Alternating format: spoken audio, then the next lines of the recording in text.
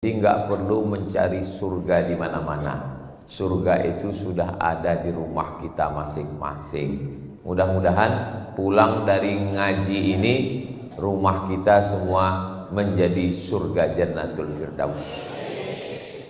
Surga di dunia, nanti di akhirat masuk surga bersama Sayyidina wa Maulana wa Syafi'ina Muhammad sallallahu alaihi wasallam.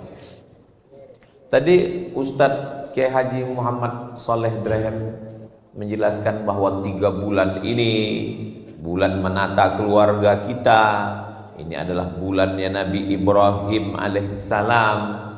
Ada salah satu nama Presiden Amerika, Abraham Lincoln. Abraham itu bahasa Ibraninya Abraham, dalam bahasa Arabnya wa idh qala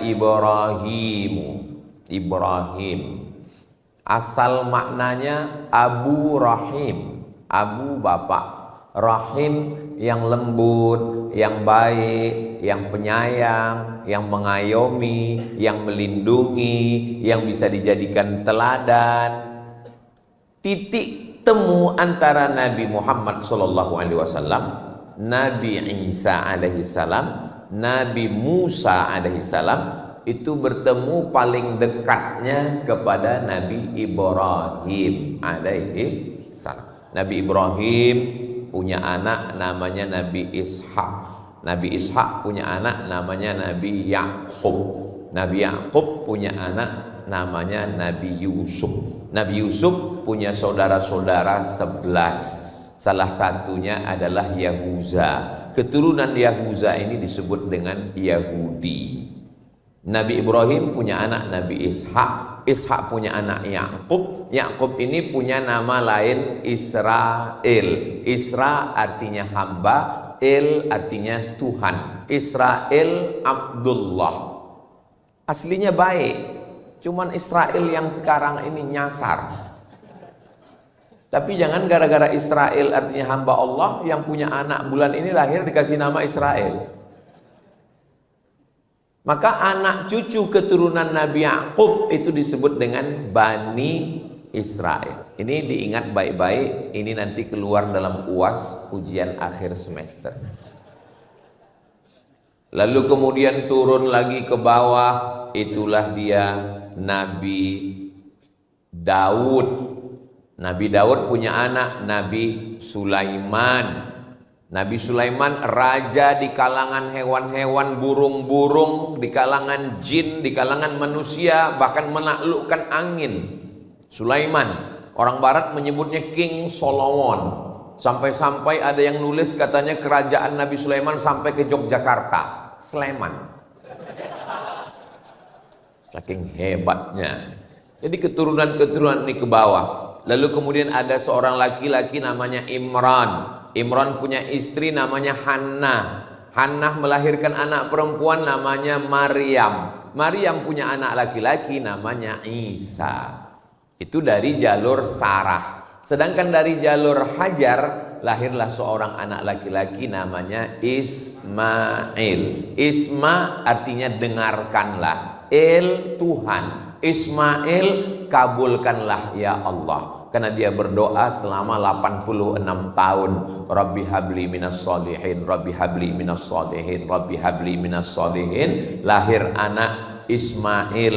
Istajib ya Allah, dengarkan dan kabulkanlah doa saya. Dari jalur ini dan dari jalur ini orang baik-baik. Lalu kemudian turun sampai kepada Adnan. Adnan ini punya keturunan, itulah dari Sayyidina wa Maulana Muhammad sallallahu alaihi wasallam, punya anak Abdullah, punya ayah Abdullah, Abdullah punya ayah Abdul Muttalib, Hashim, Abdi Manaf, Qusay, sampai kepada Adnan, keturunan Sayyidina Ismail, anak daripada Sayyidina Ibrahim alaihi salam. Makanya dalam sholat kita tidak hanya disebut Ibrahim, tapi keluarga. Kama shallaita ala Ibrahim wa ala ali Ibrahim. Kama barakta ala Ibrahim wa ala ali Ibrahim. Jadi tidak hanya person, satu orang, tapi keluarga. Kenapa disebut keluarga? Karena memang Nabi Ibrahim ini tidak hanya baik sendirian. Itu tidak dengan Nabi. Kalau Nabi yang punya anak Kan'an tidak disebut dengan Ali Nuh. Belum ada satupun menyebut.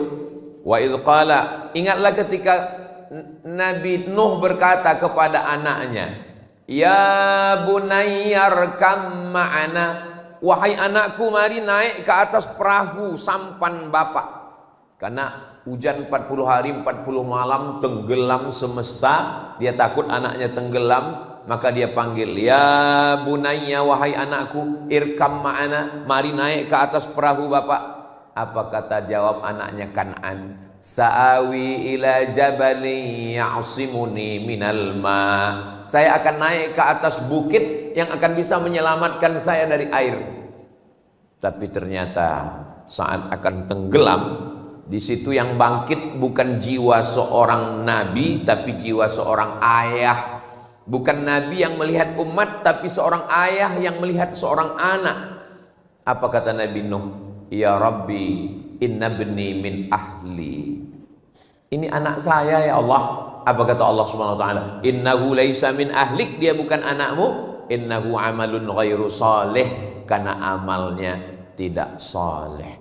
Jadi makanya selalu kita berdoa kepada Allah, Rabbi habli minas salihin. Selesai salat, Allahumma ja'alni minat tawabin wa ja'alni minal mutatahhirin wa ja'alni min ibadikas salihin. Lalu kemudian ketika kita salam dalam salat, setelah at-tahiyatul, assalamu alayka ayyuhan nabiyyu wa rahmatullahi wa barakatuh, wassalamu alayna wa ala ibadillahis sholihin. Maka nama yang paling bagus adalah Kiai Haji Muhammad Soleh. Dan syarat untuk menjadi soleh itu, tauhidnya harus bersih lurus kepada Allah, tidak kepada yang lain, hanya kepada Allah. Qul huwallahu ahad, Allahus. Di situ titik temu.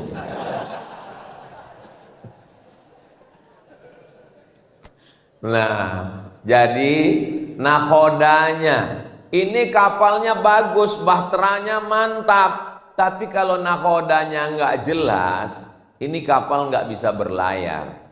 Dulu kapal itu di laut, sekarang kapal sudah maju mundur, di samping odong-odong, nggak jelas lagi mau kemana. Kapal kita ini tujuannya adalah mencari ridha Allah. Maka yang pertama kali disapa adalah kepala rumah tangga. Ya ayyuhalladzina amanu, suami, laki-laki, qu anfusakum, jaga dirimu dulu. Wahai laki-laki, mudah-mudahan laki-laki calon imam, calon kepala rumah tangga menemukan bidadari surganya insyaallah. Yang bilang amin yang belum nikah aja. Yang sudah nikah bilang amin, itu untuk anaknya, untuk cucunya. Ini saya menetralkan suasana. Idza ja'akum man tardawna dinahu, kalau datang kepada kamu laki-laki, syaratnya laki-laki itu enggak banyak, cuma 2 aja. Pertama, din, agama. Wa khuluqahu, akhlak. Kenapa 2? Karena ada orang yang taat beragama, sholat rajin, puasa sunat, Senin Kemis, umroh, berangkat ke Makkah sebulan sampai 2 kali. Ternyata punya travel umroh. Tapi ngomongnya kasar, nggak ada tata krama, sopan santun. Saya ini bagi orang di Pulau Jawa termasuk yang ngomongnya kasar, karena kami di Pulau Sumatera banyak gunung, ngomong tuh mesti keras karena angin kencang. Saya sudah mulai setel, saya akan berangkat ke Pulau Jawa, ke Malang, ke Surabaya. Jadi saya memang udah setel ngomong itu lembut. Marilah kita bina keluarga yang baik, supaya kita menjadi sakinah. Tapi nggak bisa. Memang udah gitu setelannya. Tapi sebetulnya saya ini suaranya aja yang keras, hatinya selembut sutra. Yang ngomong ya saya sendiri. Nah, jadi syaratnya kepala rumah tangga laki-laki itu dua. Yang pertama adalah din agamanya. Yang kedua akhlaknya. Ini nggak boleh bertentangan. Ada sebaliknya, dengan tetangganya sopan, dengan kawannya baik, ngomongnya lembut, tapi nggak sholat. Itu juga tidak baik. Yang satunya sholat, orangnya rajin. Kalau dengan temannya, Masya Allah, tabarakallah, kalau pergi ke restoran dengan teman, tiba-tiba itu jusnya tumpah. Tenang bro, kita pesan satu lagi. Pesan satu lagi. Dengan teman lembut, tapi dengan istri, begitu tumpah, kemana matanya tadi? Mudah-mudahan anak-anak perempuan kita dapat suami yang cukup dua syarat ini. Yang pertama din agamanya, sholatnya, akidahnya, asyhadu an la ilaha illallah wa asyhadu anna muhammadan rasulullah. Sholat. Saya Ustadz dulu nyangka kalau nikah sama dia hidup saya bahagia, karena saya lihat dia statusnya sudah mantap, pengusaha, BUMN, PNS. Ternyata Pak Ustadz, harta tidak membahagiakan. Kenapa Bu? Sampai sekarang dia nggak sholat. Gimana rasanya punya suami nggak sholat? Kayak tidur sama genderuwo. Lama hidup banyak dirasa, jauh berjalan banyak dilihat. Lama jadi ustadz banyak yang curhat. Makanya bapak-bapak, ibu-ibu yang cari menantu, maka pilih dua ini, fit and proper test. Buat nanti kumpulkan semua jamaah, buat acaranya fit and proper test menantu. Ketua Kiai Haji Muhammad Soleh Drehem. Tim penguji dari luar Abdul Somad. Pengaman sudah siap TNI Polri. Kita tes syahadatnya, sholatnya. Kamu mau minang jamaah kita? Iya Pak. Sholat? Alhamdulillah. Berapa kali? Idul Fitri, Idul Adha. Hafalan surat-surat pendek? Alhamdulillah. Namanya siapa? Namanya Kausar Pak. Baca. Inna a'tainakal kausar. Kamu? Imran Pak. Baca surat Ali Imran. Wah, panjang Pak. Memang nama saya Imran, tapi sehari-hari dipanggil Kulhu. Ya baca Kulhu Allah. Tidak ada yang melembutkan hati, menenangkan jiwa, pelipur lara selain dari anak yang pakai baju koko, pakai sarung, ngangkat tangan, Allahu Akbar. Itulah makna qurrata a'yun, sejuk dipandang mata. Mudah-mudahan anak kita anak yang soleh dan solihah. Syarat kepala rumah tangga suami nggak banyak. Yang pertama din agama, yang kedua akhlaknya baik. Kalau perempuan syaratnya agak banyak, 4. Tungkahul mar'atu li arba'. Perempuan itu dinikahi karena 4. Pertama, liha, sugih, kaya. Kamu nikah dengan dia? Iya. Perasaan dulu kamu kan playboy cap tupai. Lompat sana, lompat sini. Kok nikah dengan dia? Ya ini yang paling kaya Pak Ustadz. Kabarnya dia ini kakeknya dulu orang-orang kaya yang hartanya nggak habis 7 turunan. Terus ternyata setelah nikah ketahuan dia keturunan yang ke-8.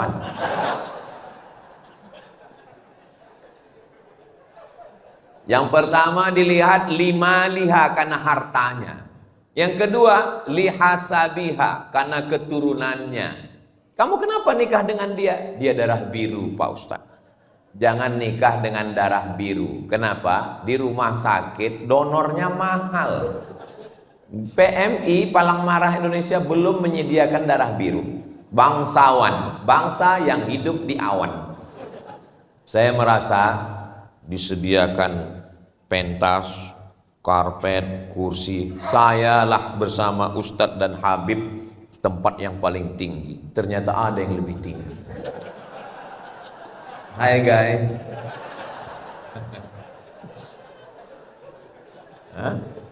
Kenapa dinikahi perempuan? Karena hartanya. Yang kedua, karena bangsawannya. Ketiga, li jamal. Jamal, kalau bahasa kita, beautiful. Jangan nikah dengan black sweet. Hilang sweetnya, tinggal blacknya. Li jamaliha. Kenapa kamu menikah dengan dia? Tinggi semampai, putih bening, mata biru, rambutnya susah untuk diungkapkan dengan kata-kata. Wow, amazing. Tapi kalau kamu pilih karena tiga, harta akan binasa, nasab akan hilang. Berapa banyak orang dikeluarkan dari bangsawan karena melanggar pantangan. Rupa akan berubah. Yang tidak berubah itu apa? Hubungan aku ke kamu. Hubungan kita tetap sama dalam la ilaha illallah Muhammadur Rasulullah wa la tamutunna illa wa antum muslimun. Maka kata Nabi, tungkahul mar'atu li arba. Biasanya perempuan itu dinikahi karena 4, tapi vonis akhirnya fazfar bidzatid din. Lihatlah bagaimana dia menjalankan agama. Karena itulah yang tidak akan lapuk karena hujan, tidak akan lekang karena panas. Cobalah tanya orang-orang tua kita yang sudah menikah 5, 10, 20 tahun, ulang tahun pernikahan emas 50 tahun. Itu yang kekal abadi adalah rupa berubah, harta berubah. Yang tidak berubah itu adalah din. Di dalam din ada ketaatan kepada Allah, kesetiaan. Ustaz Somad, Ustaz Somad. Iya, saya mahasiswa Ustadz dulu di kampus. Ingat Ustadz? Iya ingat, alhamdulillah. Alhamdulillah saya sudah tamat Ustadz, udah wisuda, alhamdulillah. Sudah kerja Ustadz, alhamdulillah. Belum nikah Ustadz, innalillah. Kenapa belum nikah? Dulu kan Ustadz ngomong, katanya kalau nyari istri itu lihatlah pada hartanya, nasabnya, cantiknya, agamanya. Ustadz, tolong carikan saya yang ada 4-4-nya. Kalau ada 4-4-nya ngapain saya kasih ke kamu?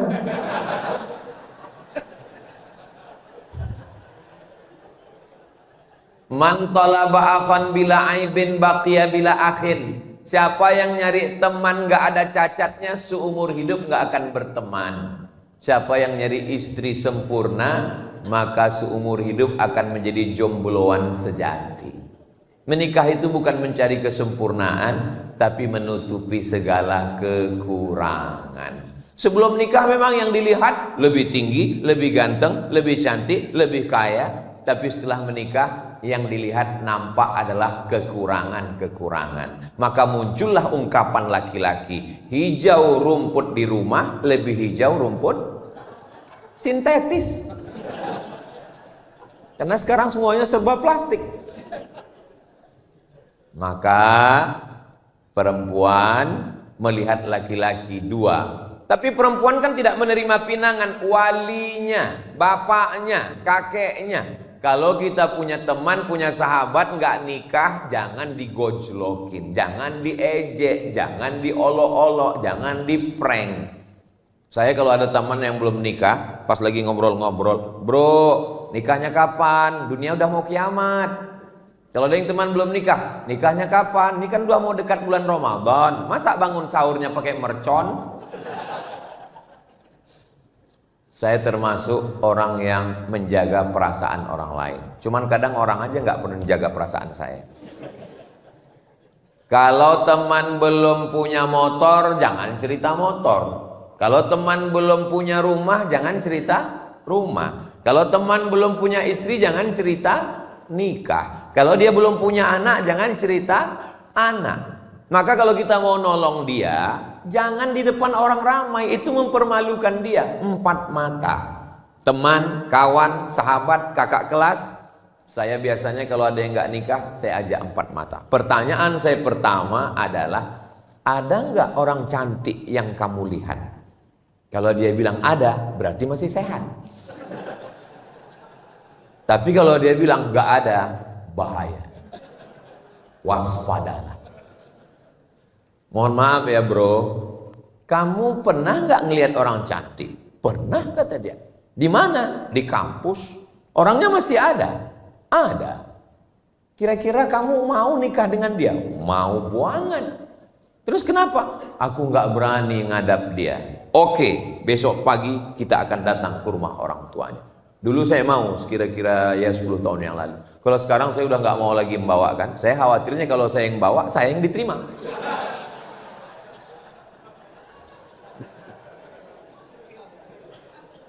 Ustadz Somad kepedean. Jadi kita tolong teman kita, sahabat yang mau nikah jangan kepedean, mentang-mentang udah kerja, udah sarjana, udah ini langsung datang. Assalamualaikum Pak Haji, saya tidak mau hubungan kita hanya sekedar satu jamaah di masjid. Mau ingin yang lebih dekat daripada itu. Angkat aku jadi menantumu. Jangan. Walaupun dia mau, tapi komunikasi kita orang timur tidak begitu. Bawa orang tua, bawa Ustadz Kiai Haji Muhammad Soleh Drehem, bawa Habib. Kalau khawatir, bawa Pak Kapolres. Kalau bawa Kiai mungkin bacakan ayat. Fankihu ma taba lakum minan nisa'i masna wa thulatha wa ruba.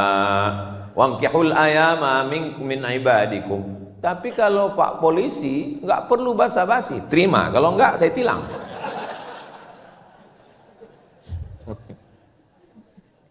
Jangan nodai hubungan yang suci. Jangan rusak fitrah yang sudah diberikan Allah Subhanahu wa taala. Jaga. Bapak yang punya anak laki-laki, ibu yang punya anak perempuan, jangan biarkan angka aborsi kita 1,5 juta. Nauzubillah, nauzubillah, nauzubillah. Berarti setiap detik ada. Ditambah lagi grup-grup sekarang. Saya mau menceritakannya pun malu. Yang terakhir di Bredel, grup sedarah. Nauzubillah, nauzubillah, nauzubillah. Mudah-mudahan Allah menyelamatkan negeri ini. Wa ma kana Allahu liyu'adzibahum wa anta fihim. Allah tidak akan menurunkan azab selama Nabi Muhammad SAW masih ada bersama kamu. Wa ma kana Allahu mu'adzibahum wa hum yastaghfirun. Allah tidak akan menurunkan azab selama masih ada yang beristighfar. Kalau dilihatlah merajalelanya zina, sudah lama azab itu turun. Gunung meletus, tsunami naik ke darat. Kenapa negeri ini masih aman? Masih ada orang-orang tulus ikhlas yang bangun tengah malam beristighfar. Astaghfirullah Rabbal baraya, astaghfirullah minal khataya. Tulus ikhlas karena Allah Subhanahu wa taala. Lalu kemudian jangan kita rusak negeri ini. Insya Allah Jawa Timur, Surabaya, Indonesia tetap dijaga dalam lindungan Allah. Baldatun thayyibatun wa rabbun. Kalau zina dan riba sudah merajalela, itu tanda mereka mengundang azab Allah Subhanahu wa taala. La ta'murunna bil ma'ruf, ajak orang buat baik. Wa la tanhauna 'anil munkar, larang dari perbuatan mungkar. Kalau kamu tidak melakukan itu, la yushikanna ayyab'afallahu 'alaikum 'iqaban, dikhawatirkan akan diturunkan Allah azab. Ketika azab itu turun, summa tad'unahu, lalu kamu kumpul ramai-ramai istighosah kubro, ngangkat tangan, Allah angkat bala ini. Fala yustajabu lakum, doa kamu tidak dikabulkan. Jadi tujuan kita ngaji, tujuan kita sholawatan, tujuan kita majelis zikir, itu semua untuk menyelamatkan kita, anak-anak kita dari fitnah akhir zaman yang luar biasa ini. Memangnya zina ini cuman zaman sekarang kok? Zaman dulu sudah ada. Cuman komunikasi manusia waktu itu tidak semasif sekarang. Zaman dulu laki-laki mau ngomong sama perempuan itu nggak boleh, pantang, aib. Lihatlah bagaimana susahnya Zainuddin komunikasi dengan Hayati dalam tenggelamnya kapal Van der Wijk.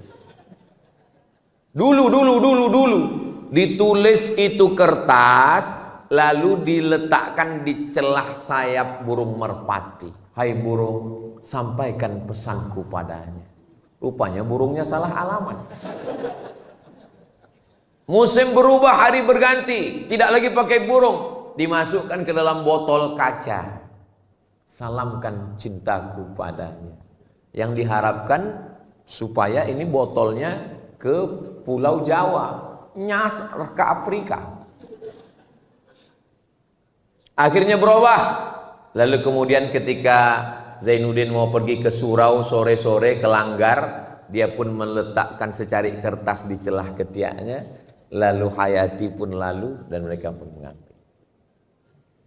Sekarang langsung DM, "Hai Besti."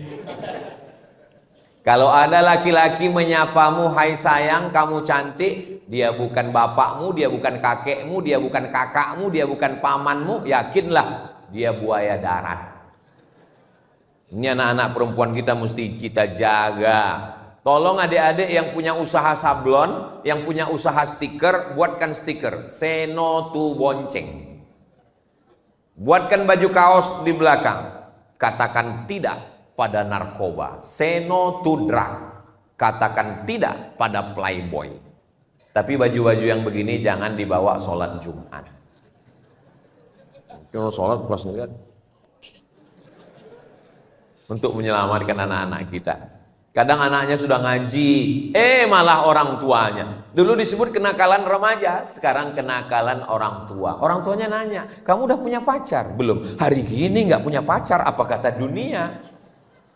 Lingkungan kita tidak mendidik, tontonan kita tidak jadi tuntunan, telinga tidak memberikan nasihat. Saya untuk ngomongnya dalam masjid pun malu, untuk mengucapkannya di depan Habib, di depan Kiai pun rasanya nggak sopan. Tapi ini kenyataan. Apa lagu yang didengar? Kucing Garong, Keong Racun, Cinta Satu Malam, Selimut Tetangga, Sepia, Pulang-pulang Berbadan Dua. Itu zina semua. Kenapa terpikir bagi mereka untuk membuat lagu-lagu setan, lagu-lagu maksiat, lagu-lagu kumpul kebo ini? Kenapa terpikir? Wa inna syayatina la yuhuna ila awliyaihim. Setan-setan mengirimkan signal kepada wali-wali mereka. Kenapa lagunya bagus ya? Kenapa syairnya indah ya? Padahal mengajak perbuatan zina. Ini adalah bisikan-bisikan setan yang merusak. Mudah-mudahan Allah menyelamatkan anak-anak kita insya Allah. Makanya kalau ada solawatan, ada zikir, ada itu semua. Tala'al badru alaina min saniyatil wada wajaba syukru alaina mada'a lillahi da ayyuhal mab'usu fina ji'ta bil amril muta' ji'ta syarraftal madinah marhaban ya khairada. Allahumma salli ala Sayyidina Muhammad.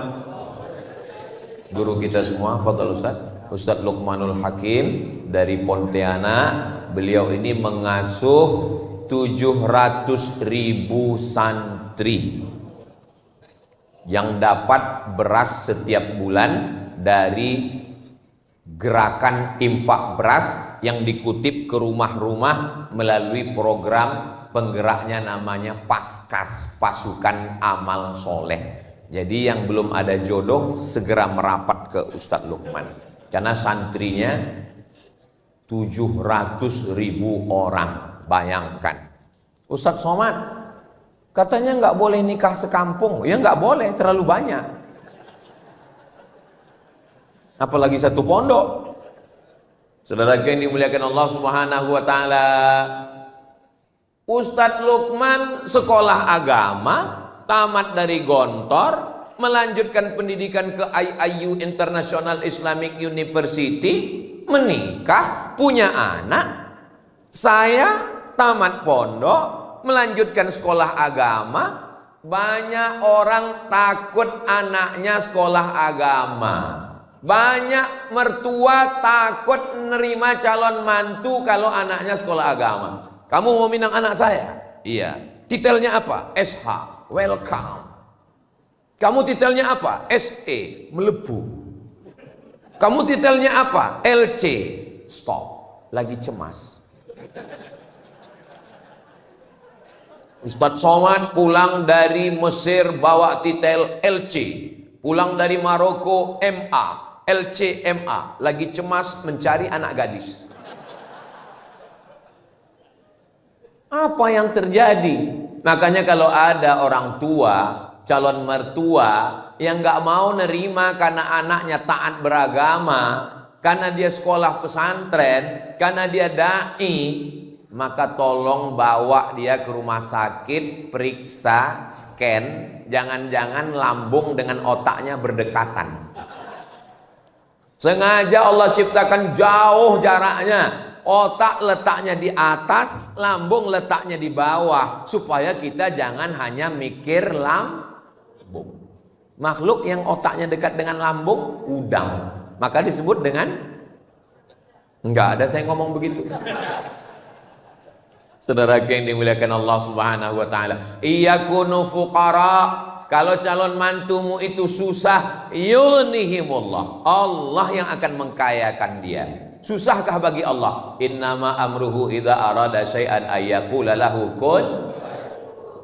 Pepatah orang kampung saya, banyak orang sekarang nggak mau anaknya dikasih makan di piring, malah lebih mau makan di daun. Dipinang bagus-bagus nggak mau, didatangi baik-baik nggak mau. Laki-laki bisa jadi jahat. Orang jahat itu siapa? Orang yang baik tapi selalu teraniaya. Itu kata Joker. Tanam pinang rapat-rapat agar puyuh tak dapat lari. Sudah kupinang gak dapat-dapat, kurayu-rayu kubawa lari. Akhirnya terjadilah apa yang terjadi. Kalau sudah terjadi, terpaksa orang tua menikahkan. Apa namanya? Nasi sudah jadi tai ayam. MBA, married by accident, masalah sudah merajalela, bapak ibu masih cerita bubur ayam lagi. Ya Allah, selamatkan anak-anak kami dari fitnah akhir zaman ini. Saya kalau membayangkan bagaimana Ustadz Lukman gak pacaran sampai tamat gontor sampai kuliah. Kenapa? Karena pondok menyelamatkan. Benteng terakhir kita pondok pesantren. Daftarkan anak Anda segera ke pondok pesantren. Hubungi nomor kontak berikut ini. Ingat, kuota terbatas. Sekarang pesantren dibully, pesantren diekspos, dikatakan ada kekerasan, dikatakan jangan gara-gara nila setitik rusak susu. Dulu sebelanga, sekarang sekota. Ini sengaja diangkat untuk apa? Supaya anak kita tidak punya. Orang tua berangkat dari jam 7 pagi, pulang jam 4 sore, sampai rumah jam 5, capek, lelah, letih, lesu, letoy, loyo, lunglai. Sehingga tidak punya perhatian lagi ke anak-anak. Tidak ada yang mampu membangunkan anaknya dari jam 3 subuh sampai tidur jam 10 malam, ngontrol bacaan Qur'annya, pakaiannya, jilbabnya. Kita doakan supaya para habaib, kiai-kiai kita di pondok pesantren sehat untuk menjaga anak-anak kita insya Allah. Anak saya, ponakan saya wajib mondok. Anak Ustadz Lukman mondok, kirim ke Al-Azhar Kairo Mesir. Anak saya, ponakan saya mondok. Yang nggak mau mondok, saya pecat jadi anak. Kenapa? Karena saya nggak sanggup. Kiai-kiai zaman dulu supaya anaknya nggak manja, maka dikirim ke kiai lain, dikirim ke pondok lain. Supaya apa? Supaya anak merasakan pendidikan. Orang tua yang sayang dengan anak bukan orang tua yang menyiapkan kamar yang besar, AC yang dingin, dengan layar TV yang besar, dengan handphone, gadget, laptop. Ustaz Somad tolong datang ke rumah saya besok bisa? Acaranya apa Pak? Walimah? Enggak. Akikah? Enggak. Nikah? Enggak. Pindah rumah? Enggak. Terus acaranya apa? Ruqyah. Yang mau diruqyah siapa? Anak saya di kamar Pak Ustadz, nggak mandi, nggak makan, nggak sholat, nggak sekolah. Ngapain dia di kamar? Nembak musuh yang nggak mati-mati.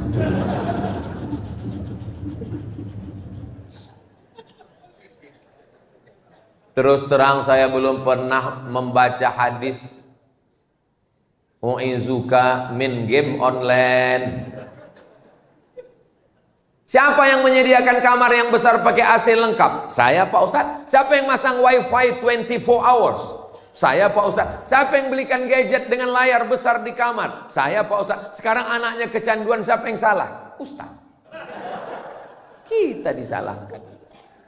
Kenapa orang tua membiarkan anak manja? Karena dia dulu menderita, dia tidak ingin anaknya susah. Akhirnya apapun yang diminta anak diberikan. Anak minta motor, diberikan. Motornya dipreteli, hilang semua, tinggal stang sama mesin. Speedometer nggak ada, knalpot disunat, dipotong semua, lewat depan masjid. Ghairil maghdubi alaihim waladdallin. Didoakan sama jamaah, mampus. Amin. Ya kalau mati, kok setengah mati? Maka setelah anak dinikahkan, menangis ibu. Ini mempelai laki-laki, ini mempelai perempuan, ini kedua orang tua sebelah kanan, sebelah kiri. Nangis si mempelai perempuan, ibunya nangis. Ibu nangis kenapa? Tanggung jawab saya sebagai orang tua sudah lepas, Pak Ustadz. Anak saya sudah nikah. Kata siapa? Kata siapa tanggung jawab ibu lepas? Tolong nanti ibu kalau kebetulan jadi mempelai, mendampingi mempelai jadi orang tua, jangan asal-asal nangis. Saya dikirim beberapa video waktu sungkem itu, orang tuanya nangis, yang lain bukan nangis. Kenapa? Bulu matanya copot. Dapat videonya? Kalau nggak dapat nanti saya kirim. Siapa yang mengatakan tanggung jawab bapak sama ibu berakhir setelah akad nikah? Akad nikah acara yang sakral, yang suci, yang bersih di masjid. A'linu hadzal nikah. Nikah jangan diam-diam. Buat iklannya, istiharkan, buat walimahnya. Aulim walau bisyatin. Ta'al. Sini, wahai Abdurrahman bin Auf. Kamu nikah ya? Iya ya Rasulullah. Karena di tangannya ada atharus sufrah, kuning-kuning bekas za'faran. Kamu menikah? Iya.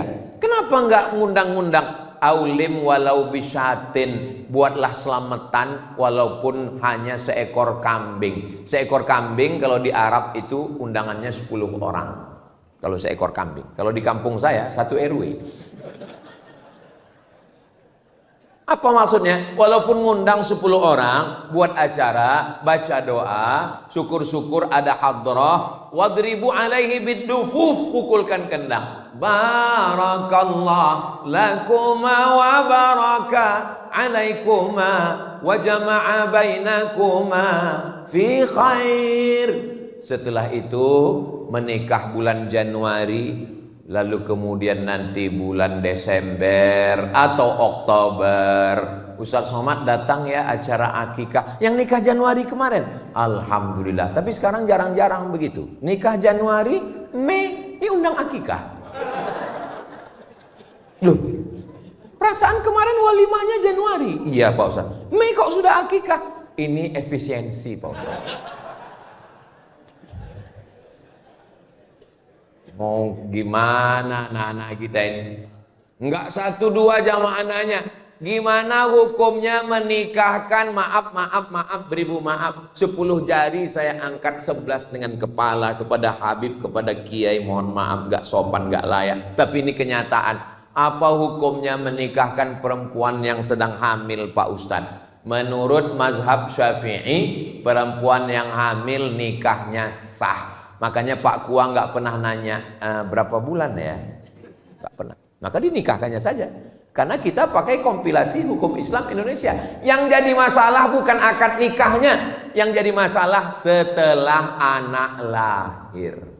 Setelah anak lahir nggak boleh pakai bin bapaknya, binnya ke ibunya. Kenapa? Karena itu bukan anak dia.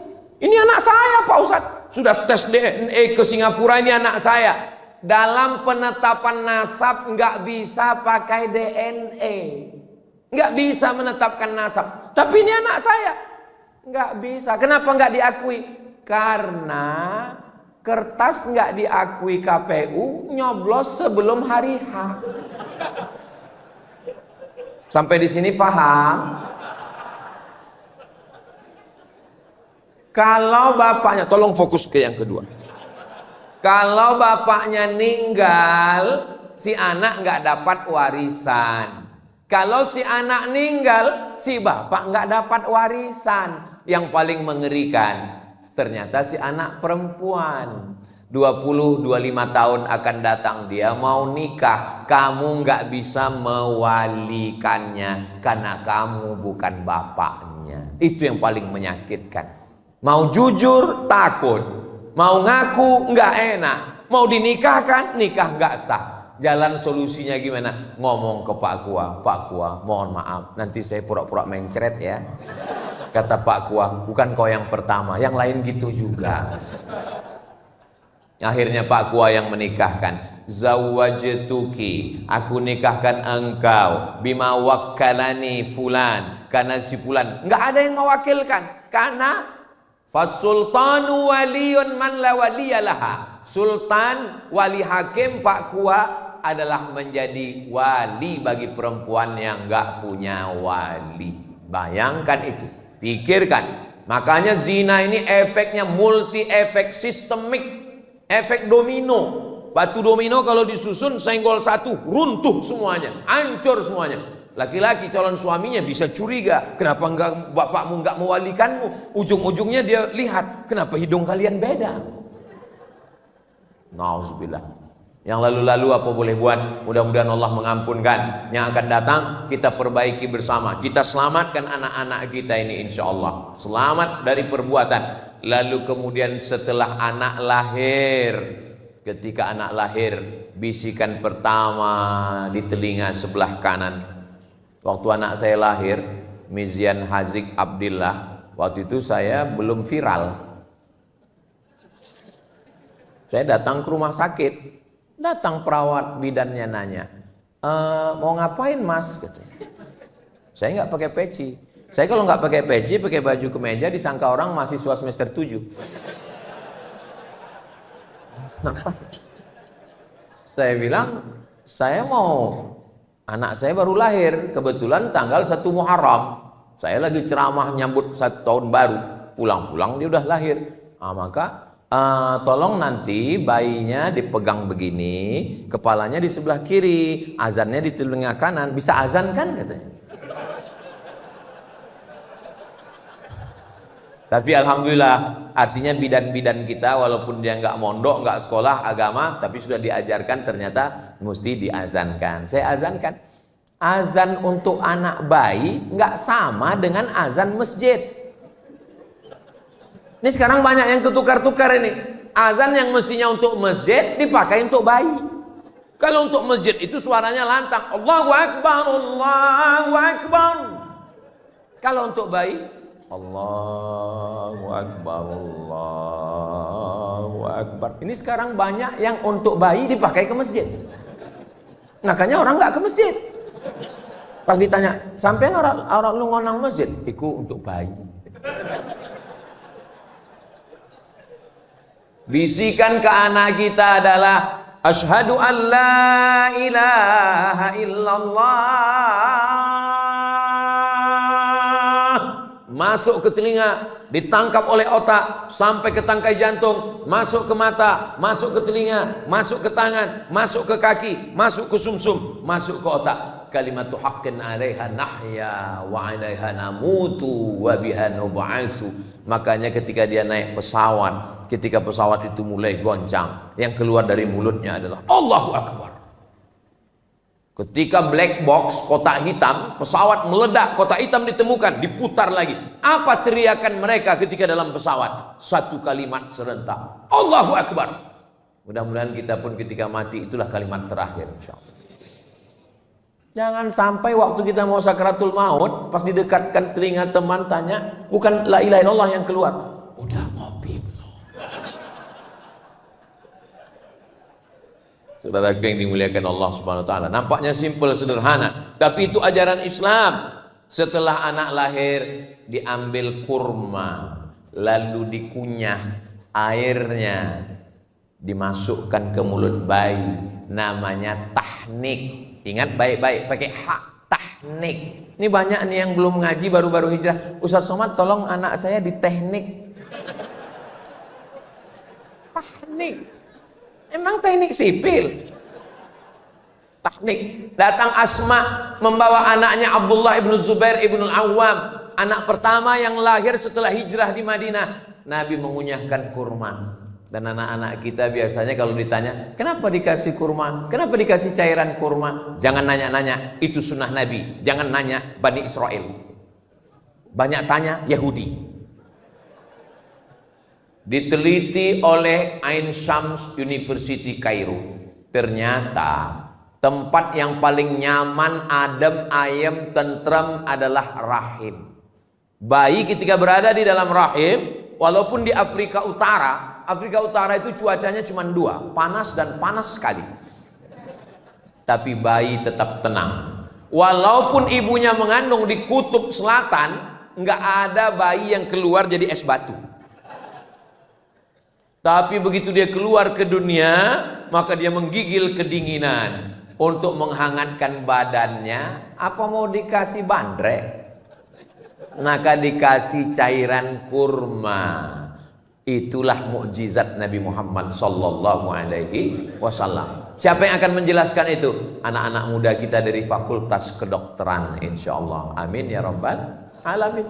Lalu setelah itu, kullu mauludin murtahanun bi aqiqatihi. Anak yang lahir ini tergadai. Kalau STNK BPKB kita tergadai, ada uang, kita tebus. Surat tanah kita tergadai, kita tebus.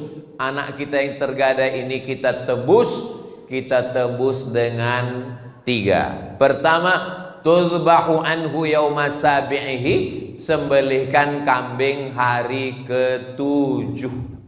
Gak bisa hari ke-7, uang belum ada, mertua belum. Hari ke-14. Hari ke-14 belum sanggup Pak Ustadz, gaji 13 belum cair. Hari ke-21. 7, 14, 21. 21 pun belum ada duit Pak Ustadz. Ya udah nggak usah lihat kalender lagi, sebulan, 2 bulan, setahun, 2 tahun. Menurut mazhab Syafi'i, kata Imam Nawawi dalam kitab Majmu' Syarah Muhadzab, boleh mengakikahkan diri setelah dewasa. Jadi Bapak Ibu yang belum akikah, nanti tolong pulang dari sini cari kambing. Tapi jangan undang saya, karena saya dari sini langsung ke airport pulang. Undang semua Bapak TNI, Polri, sama Habib, sama Kiai, adakan acara makan. Cukup makan kambing aja, nggak perlu cukur rambut, nggak perlu diayun pakai tola'al badru alaina. Nah, cara menebusnya 3. Yang pertama, tuzbahu anhu yauma sabi'ihi, sembelihkan kambing hari ke-7. Yang kedua, yuhlaku, cukur rambutnya ditimbang seberat perak. Katanya seberat emas Pak Ustadz, dalam hadis perak. Tapi yang buat emas afdol, baik, nggak salah. Kalau kebetulan anaknya lahir rambutnya tipis. Kalau gondrong, lahir kayak brokoli, ditimbang rambutnya 1 on. 1 on 100 gram, emas lagi mahal. 1 gram 2 juta, 100 gram 200 juta. Ya kalau kaya ya nggak apa-apa. Mudah-mudahan adik-adik nanti bisa pakai emas semua, amin. Dari bunyi aminnya seperti nggak yakin. Wa yusamma, kasih nama yang bagus-bagus, nama yang ada dalam Al-Quran. Di antaranya surat Luqman, Ustadz Luqmanul Hakim. Nama yang baik-baik ini bagus semua. Supaya apa? Supaya ini jangan sampai ditanya, siapa nama kamu? Nama saya Lapendos. Apa itu? Lelaki penuh dosa. Mohon maaf kalau kebetulan namanya sama. Saya takut disomasi, ditangkap. Harap maju ke depan, kita bacakan absen satu-satu. Camry, merek mobil sedan. Kenapa namamu dikasih begini? Kebetulan saya lahir 17 Agustus Pak Ustadz. Loh kok Camry? Apa hubungannya? Kemerdekaan Republik Indonesia. Mantap. Ya buatlah di awalnya Muhammad Camry, Ahmad Camry. Biar orang tahu, mana tahu terjadi sesuatu, tahu. Jangan sampai jamaah bingung, ini mau kita kirim kemana ini? Ke Jepang. Nah, banyak orang ini berkata, what is in a name? Apalah arti sebuah nama? Dalam Islam nama itu adalah doa. Nama adalah keberuntungan. Nama-nama yang tidak baik diganti Allah dengan nama yang baik-baik. Saya dikasih nama Abdus Somad. Awalnya dulu nama saya dikasih kakek saya. Itulah orang dulu. Saya tanya, yang ngasih nama saya siapa, Mak? Yang ngasih nama kamu kakekmu. Ibu saya merasa nggak ngerti, nggak tahu apa-apa. Dia nanya. Orang sekarang nggak mau nanya. Buat sendiri. Pakai ilmu apa? Cocokologi. Nama suami, nama istri gabungkan. Nama suami Sulaiman, nama istri Toibah, nama anak Letoy. Mohon maaf Pak Sulaiman.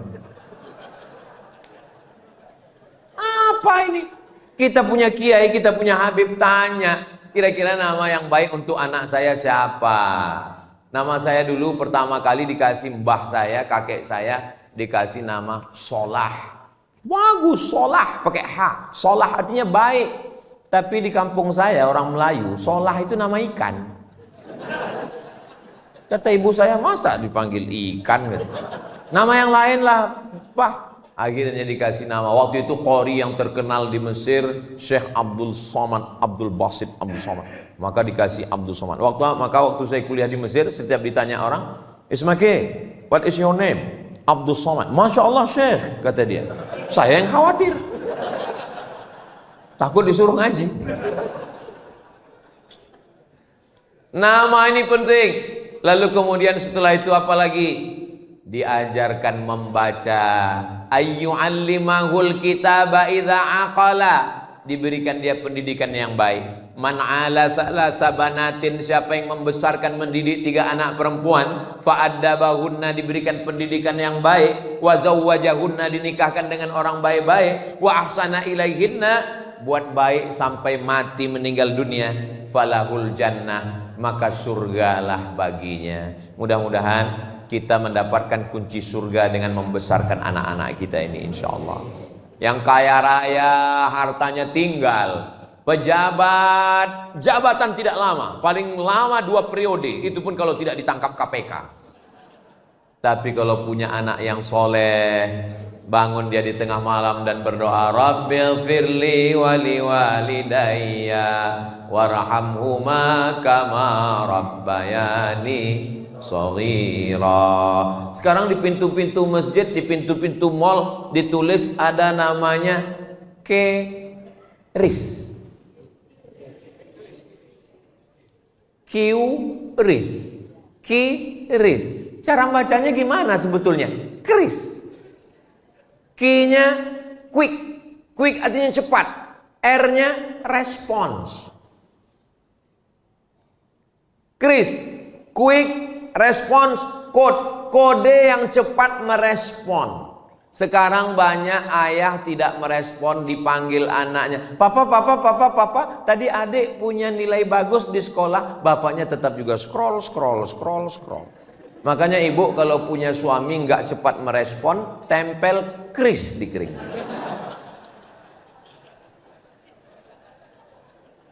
Bapak dari pagi berangkat jam 7 sudah masuk kantor, dagang, bisnis, ke mall, kerja, pulang jam 5 sore. Habis itu azan maghrib, sholat maghrib di masjid, langgar surau musola sampai isya, pulang ke rumah sudah jam 8. Punya waktu dengan anak tinggal 3 jam, 9, 10, cuman 2 jam, 9, 10. Tolong handphonenya matikan. Quality time. Saya datang setiap provinsi, saya datang setahun cuman sekali. Jumat, Sabtu, Ahad, Senin. Ini tausiah saya yang terakhir. Maksudnya untuk jadwal Jawa Timur. Habis ini saya langsung ke airport.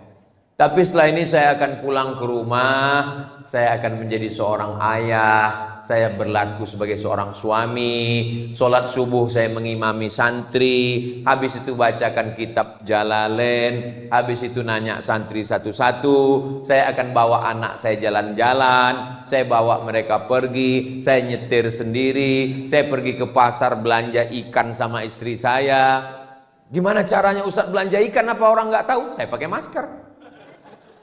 Saya pakai kacamata hitam. Ustadz Somad ya? Mirip, saya bilang. Tolong.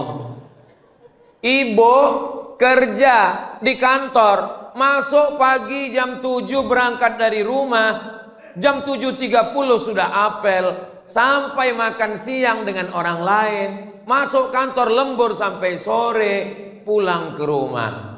Bersama suami orang 10 jam, dengan suami sendiri 2 jam. Apa kata orang Inggris? Witing trisno jalaran suko kulino. Cinta tumbuh karena sering bersama, jalan sama, satu kantor sama, tukar-tukaran nomor, berawal dari curhat, lama-lama nggak layak saya mengucapkannya. Kamu kenapa jalan sama dia? Kamu kenapa akrab dengan dia? Kamu kenapa tukar-tukaran nomor, tukar-tukaran video sama dia? Dia sudah macam abang saya, dia sudah macam kakak saya, dia sudah macam saudara saya. Berawal dari macam, berakhir dengan macam-macam. Waspadalah. Kenapa perempuan perlu perhatian?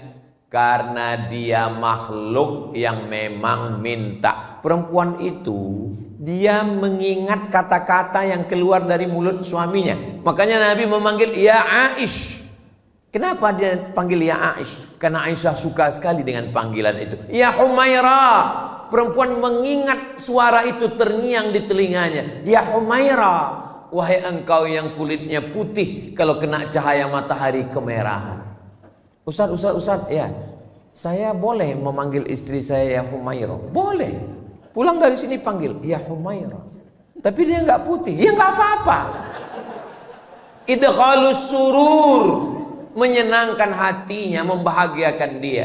Kalau kamu nggak bisa bahagiakan dia dengan rumah yang besar, nggak bisa bahagiakan dia dengan perhiasan emas, bahagiakan dia dengan kata-kata. Buah hatiku belayan jiwaku, siang dan malam terbayang-bayang, makan tak kenyang, tidur tak lelap. Saya kalau ngomong gitu ke istri saya, buah hatiku, langsung dilanjutkan, hafal dia. Jangan laki-laki ini kadang terlalu jujur, pulang ke rumah manggil ya Hajar Aswad.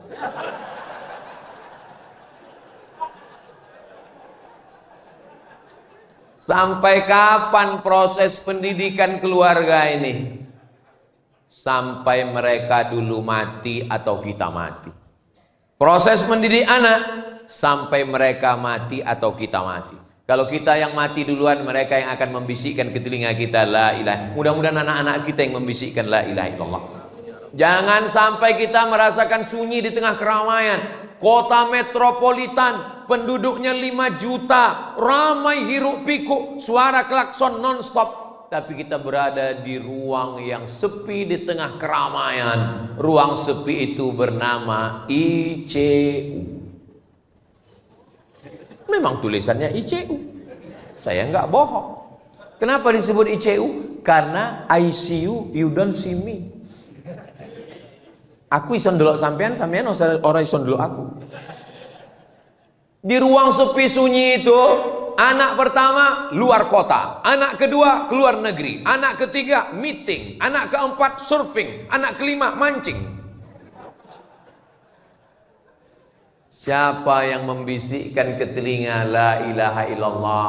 Mana uang yang dicari pergi pagi pulang petang peras keringat banting tulang? Mana yang lembur kerja nggak pulang-pulang sampai berbulan-bulan nggak pulang, kepala rumah tangga bernama Bang Toib. Akhirnya kita hanya mau husnul khotimah. Mudah-mudahan anak kita nanti semua yang membimbing kita, yang membacakan surat Yasin, yang mendoakan kita, yang membacakan tahlil afdhalul dzikri fa'lam annahu la ilaha illallah. Mereka mengantar jenazah kita, mereka yang memandikan. Makanya masjid-masjid tolong buat acara penyelenggaraan jenazah. Tapi yang latihan itu yang anak-anak muda. Ini sekarang banyak di beberapa tempat yang latihan malah jamaah yang udah tua. Jangan, karena kalian yang mau dilaksanakan. Anak-anak muda ini, itu Pak Ustadz, penyelenggaraan jenazah itu berat Pak Ustadz, modalnya besar. Apa modalnya? Orang cuman keran air kok. Iya tapi Pak Ustadz itu kan mesti ada bonekanya. Nggak usah pakai boneka, pilih salah satu yang malas sholat. Izin sama bapaknya, Pak, izin ya anak bapak nanti untuk praktek.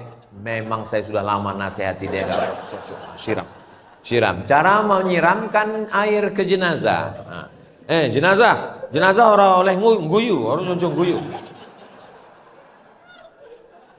Nah, hanya sampai pengkafanan, jangan dikuburkan. Khawatirnya kita bercanda, malaikat serius.